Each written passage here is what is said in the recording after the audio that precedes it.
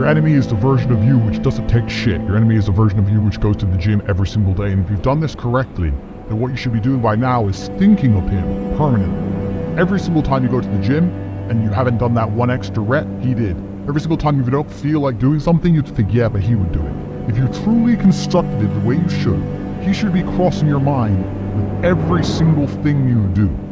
And this is why it's important to develop an ego. Egos are extremely important.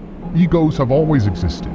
Throughout ancient history, men, kings, went to war, and millions of people died because someone insulted him because of his ego. Egos are a natural human thing and they're extremely important, and the modern world tells men to not have an ego. And they do that because it makes you weak and easy to control. You could only have an iron mind if you are so sure of yourself, so egotistical that nobody can break it. So an ego is extremely important. Now, for the first lesson, we built your enemy, and we built this perfect person you're going to be battling against, and there's a very specific reason we did it based on a version of you. One, because it shows who you could be. The other reason is also because if your ego is based around beating this person, you get to go through life and be a nice guy to everyone else. People say don't have an ego because they think that if they give you an ego, you have an ego, you're going to be egotistical to the people you meet. I'm a nice guy to everyone I meet because they're not my enemy. I'm not combating against them. I'm a nice guy to every person, I'm a nice guy to every woman. I say please and thank you. I'm a nice person, but I do have a massive ego. But my ego comes into play when I'm fighting against my enemy. Listen, did you fuck your wife yesterday? Maybe you did. So imagine this guy fucked your wife. He would have fucked her better than you did. And this should inspire your ego. The person you're battling against is beating you. And this person is who you could be. That's what's the most annoying thing about it. This person's outlifting you in the gym. They're making more money. They're fucking their wife better. They got more girls. They're rolling around a nicer car. This could be you, but it's not you. Only because you don't have the motivation to do what this individual does. Nothing to do with genetics, nothing to do with luck. This person is you and they're beating you. And this should inspire your ego. Most people's egos work against them, and the way it works against them is they feel entitled. They wake up and they think, oh, I deserve a nice car. I'm a special person. I deserve a nice car. And then when they don't get a nice car, they get disheartened and annoyed. That is not the right way to use the ego. The ego should be used as in, I deserve a nice car, so I'm gonna go fucking get one. That's an ego. So this person who you've built, your enemy, he has a nice car because he has worked harder than you have. So he has a nice car and you don't have one. Whose fault is that?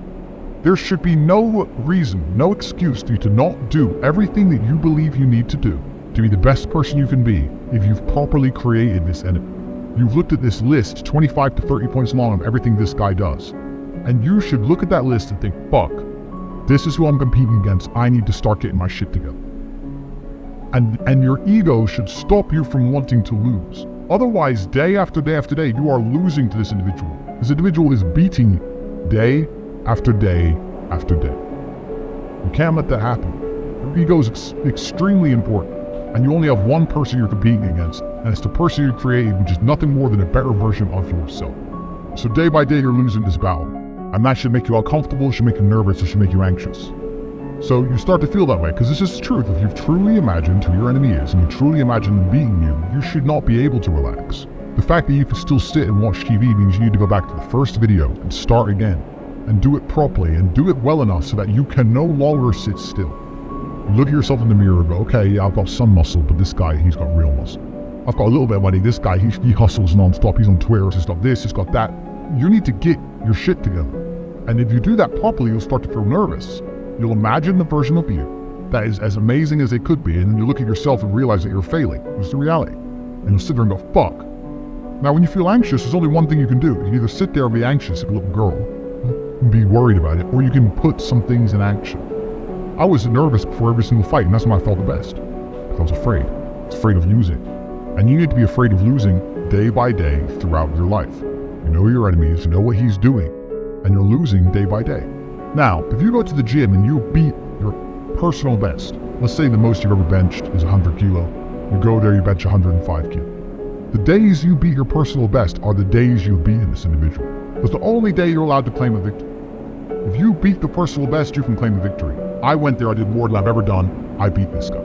But if you're not beating your personal best, he is beating you. And that should inspire you to try and smash through your own records day after day after day. The most money you've ever made in a month. The most weight you've ever lifted. The most girls you've ever smoked to. It doesn't matter what goals you set. You have to understand you're just gonna a lot of time losing. And all this time you're spending losing is gonna damage your ego, and that's gonna make you anxious and unhappy and nervous, and you're gonna put all that nervous energy into smashing your personal records so you have those days of victory.